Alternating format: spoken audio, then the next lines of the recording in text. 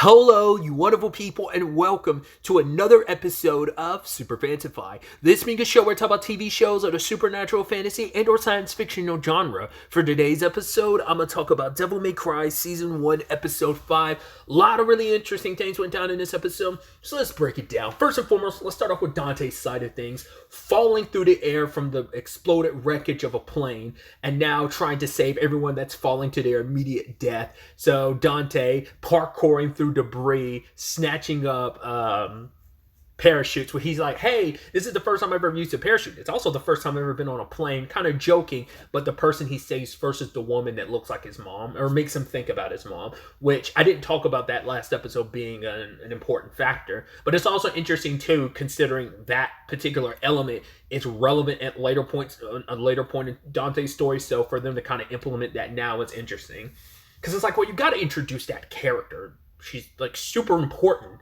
She's a main character, so you'd assume like that's still going to happen. But I guess like we're starting that now, and then it's just like if the story goes further and he eventually meets that character, it's like, oh well, then we can like you can already tell Dante's already got that in his mind. Anytime there's someone that looks like his mom, so. Not unless they try to like set that up to be like, no, that's already happening here and you just don't realize it. Like that character is actually right there and she's just pretending just to be a regular person. I mean, there's demons in hiding all the time, so I mean, we've been introduced to a few, so it could be that. I don't know. I just think that's kind of interesting. But another element that could be overthinking. But yeah, I was like, there's only a few parachutes and there's still quite a few people left to grab. I also love while they're falling, Baines is the one praying and stuff like that. But Dante being triggered by like the memories, everything being resurfaced. Never like he's being like, it's basically been hammered into him to think about it, even though he spent probably so much of his life thinking about it, but trying not to think about it. And he goes full DT this time. Someone would have to correct me. I haven't seen his DTs in so long, especially like 1, 2, and 3. I haven't played it so long. It's still been over like a decade since I played. Oh, yeah, probably a little less than a decade since I played 4, and I'm blanking on his DT from 5. It feels like, so like I said, someone could correct me. I feel like his DT in this is new looking. The design is new.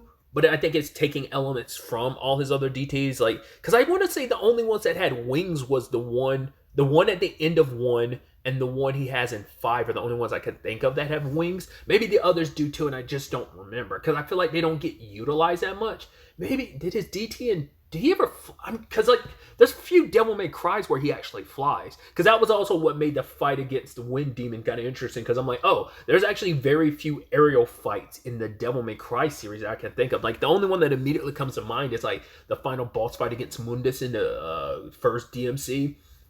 Because it's a flying part of it's like a flying shooting section that you can also slash I think Sparta with. But I think that's the only one I can immediately think of. I think he kind of hovers a little bit in maybe 5. But yeah, just a full-blown aerial fight. And he's also grabbing up people. The guy's like, get away from me. He's like, fine, fall then. So grabs that guy, swoops over, grabbing everyone else, speeding up. And then immediately grabbing Enzo with his foot before he smashes into a building. So that worked out. But then he proceeds to end up fighting, what's his name, Rundra, I think, is because Agni is the fire guy. But either way, they end up tussling, and Dante ends up winning in the end, beating the ever-living piss out of him because it's like, yo, give me back my necklace. Because he's like, oh, do you know... he's like, because Rundra was like, I feel bad killing you as a human, so it kind of evens the playing field. But it's like, do you know what I felt when I killed your brother? Nothing. And proceed, I'm surprised Dante didn't kill him then and there, but the explosion made him go like, right, my necklace is probably over there, I gotta bounce. So cutting back and forth between that and the lady situation, her circumstances being what they are, where she ends up coming across, well, she's getting away from the demons that are scouring for her, the winged one and the plant lady, and she ends up coming across the Frankenstein-esque lab, as she talks about it, where demons are being experimented on. At first, she's like, all right, this is just me hallucinating. But then she seems like, no, this is real. She actually starts feeling bad for them, knowing like what those what is it in a place called Makai? They said the name multiple times. I think Machians or Makaians. kept seeing the demons over and over again of like, oh man, they were experimented on, because I forgot about that angle that family told her that last episode, that Rabbit experimented on them, and it triggers something in her memories where we see like, okay, so things did go the DMC3 route. Her dad ended up killing her mom. In this case, like, he was experimenting and I guess trying to give himself powers, kind of super soldier himself, but ended up turning himself into a demon, and he ended up killing his wife, Mary's mom. And I'm curious, what I guess it could. I was about to say like her dad and her like hallucinations last episode, blaming her. Is like, did she have some part to play in this, or was it just like her own guilt feeling, like her whole like wanting to be anti-demon and stuff like that, like maybe blaming herself of like, I didn't stop my dad. In fact, I was kind of the motivation that sent my dad spiraling down. At least play some role in it. Your dad spiraled on his own, but still, that's where her real true hatred of demons comes from. Obviously, she didn't like them, but when you have something personal like that, when your dad became a monster because demons existed, that sent him spiraling, but he also became a monster and killed your mom. So a lot of that's going to play into like your personal trauma. Very, as I've said before, obviously mirroring, not exactly, but mirroring Dante's circumstances a bit.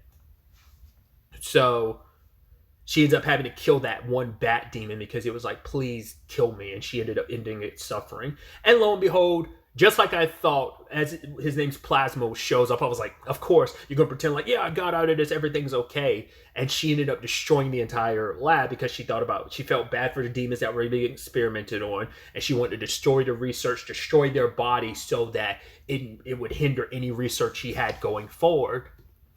But then like, Plasma messed up because Mary's having an epiphany. She's like, right, maybe not all demons are the same. There are innocent people here. If it wasn't for the demons here, I'd be fine. Which is so interesting. But I guess Plasma is meant to keep up his guys. And he's like, yeah, but like, demons are demons. So we have to kill them, like whether they came from Makai or not. And she's like, you mean hell, right? Because he slipped up and called it by its real name.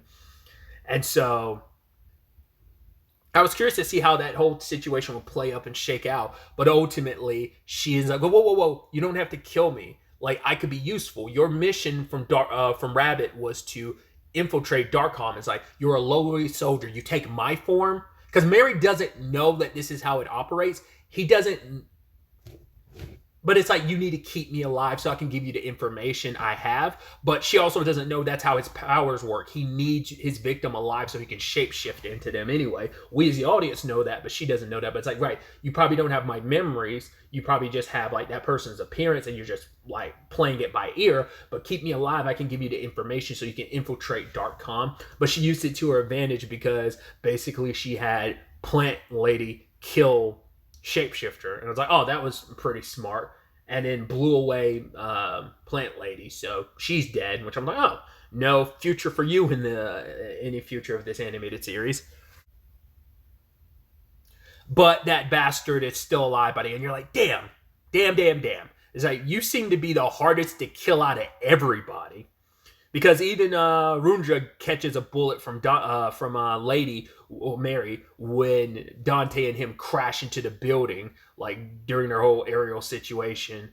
But yeah, kind of putting him down. Then like they went looking for. Well, her and Dante had their back and forth. It's like, oh, you want to shoot me? Make something another part of my body explode. Puts a bomb inside me.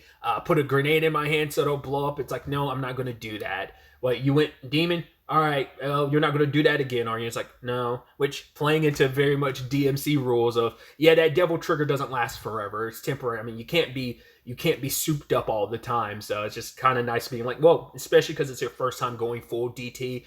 And obviously it's like your meter was burning away the entire time you were doing that. But so just, once again, I mean, there's no way they're going to let him be able to do that full time anyway, but it's like, yeah, once again, it's like there's a game mechanic around, like, yeah, you have a bar that drains away slowly not pretty damn quickly, but it's just interesting where it's like, well, yeah, like, obviously just in the nature of this animated series, it's going to be a thing of, it's going to drain him more and more, it's going to tap at his stamina, like, using that form is too tiring, because I guess, if you want to probably get anal about it, it's probably a thing of, well, the reason why he can't sustain it is because he's a half demon.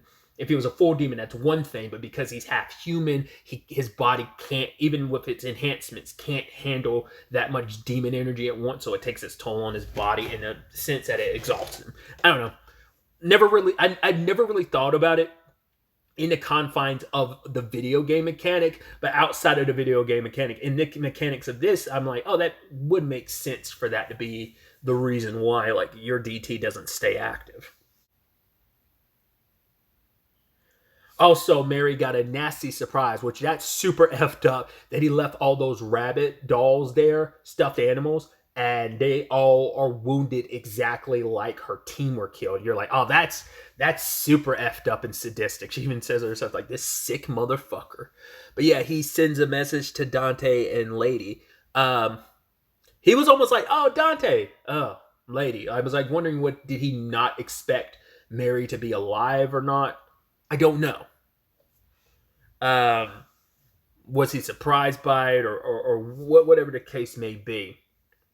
But yeah, he has his plans, but Lady figures it out because it's like, right, you need Dante, you need the son of Sparta, but because and as I said before, because he needs his DT to be activated, because the blood of Sparta in him was basically inert until he activated his DT. Now that blood of Sparta is kind of active and it's flowing in him. So it's like, right, now I can use your blood to get this all started and pop this all off.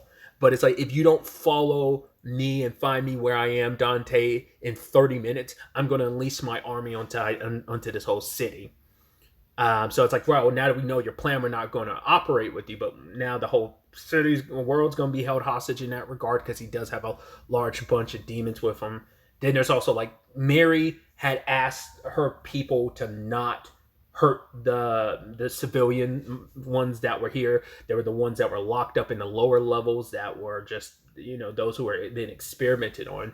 But you're immediately like, someone's going to go rogue or something, right? Because there's no way this is just going to happen, like, and then they get in contact with Baines, and he's like, why would you do that? Why would you let this hellion arm? It's so ironic considering he's the one being like, well, Dante this and that, but it's like, I guess in his justification, it's like, well, Dante's fighting on our side, he's killing demons, regardless of being half demon, he's still half human. Maybe that's Bane's justification, but it's like, you're a holy warrior in all of this, and you've proven yourself. Them, they're unproven. Who cares what their sob story is? Which Mary would have eventually been like that, has been like that in the past, because she kind of felt like, wait, she literally made it clear, oh, boo-hoo, demons killed your mom and your twin brother. Everyone's got a sob story. But now she felt bad for it, because it's one thing hearing something, but kind of witnessing it firsthand, seeing what these creatures have been through. It's like, right, they didn't ask to be here. They were forced. Rabbit, brought them here, and they thought they're having a new life, just for them to come to a place where people, beings here, immediately hate them and don't trust them and think the worst of them, and they're also being experimented on by the rabbits. So it's like, there's nothing but losses in this situation.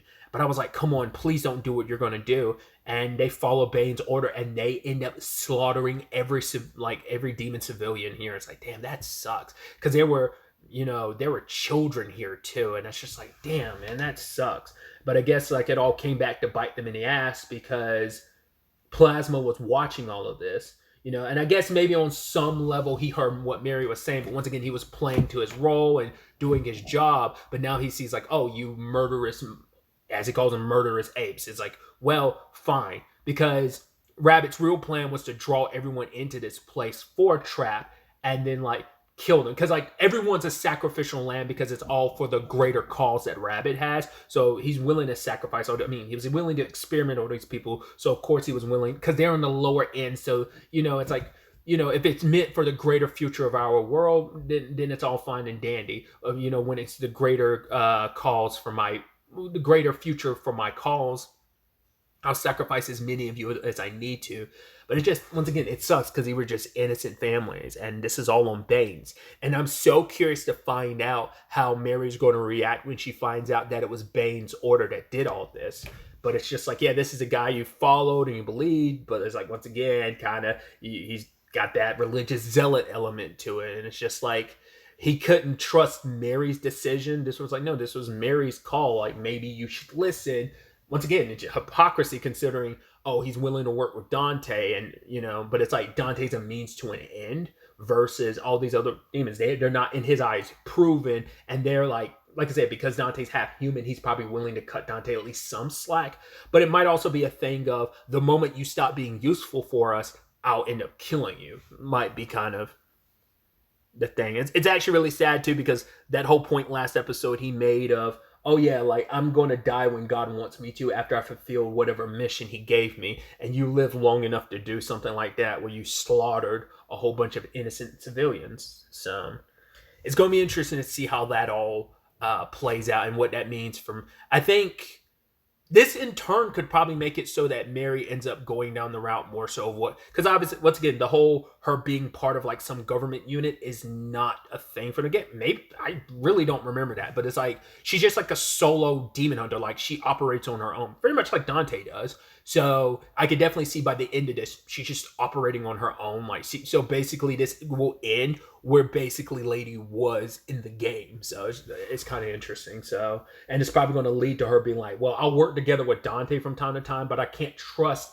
any other human. I'm going to operate on my own and make decisions on my own of like whether this are demons that need to be protected, need to be killed. I mean, these are also lessons that Dante learned in Devil May Cry. Devil May Cry 1. You know, it's also interesting too, to my recollection. They've never actually directly referenced his building, like we're in his business, because it's like, oh, he's a demon hunter. But I'm like, I wonder, has he not called it Devil May Cry yet in this continuity? Maybe it's going to end with him calling it that. Oh yeah, I'm also feeling stupid. I forgot an important thing during that whole aerial DT situation. They played the devil trigger things. I was like, oh, gotta sneak that in there. I was like, I love that. I believe it was a cover of it, but either way, I was like, oh, that's dope. Once again, pulling in everything. It's like, yo, all of DMC's there, so you pull and you take what you want and kind of use it in the story that you want to use it. But yeah, you're pulling from, you know, once again, kind of like, even though I've never watched it because I'm not a Castlevania dude, I don't really know anything about Castlevania. I could probably still appreciate the show, but it's like, that show's a love letter to Castlevania. This is supposed to be a love letter to DMC, just kind of doing your own thing while also respecting who the characters are and yeah, just kind of doing your own thing with it. So either way, I'm rambling on, but yeah, I'm very, very excited to see where the next episode ends up taking. There's only 3 episodes left after this, so it's going to be interesting to see how that all plays out. Obviously, things are not going to end well, because eventually, like, as Rabbit said, like, oh, Dante's arrogant enough to come towards me, so especially depending on how things play out with Baines and all that. But, you know, Dante's going to, you know, his blood is going to be used and shit's going to pop off, because that's typically how that situation goes. Like, you know, our hero, whether it's a Dante, whether it's a Nero, fall into the villain's hand and end up being used as the key piece to whatever plan is being enacted. So it's typically how that goes. So it's definitely going to happen in this, but we'll see how it all shakes up and plays out next episode. But really, that's all I wanted to talk about. Till the next time we meet, be happy, be safe, live life to the fullest, and enjoy it. Good day and goodbye.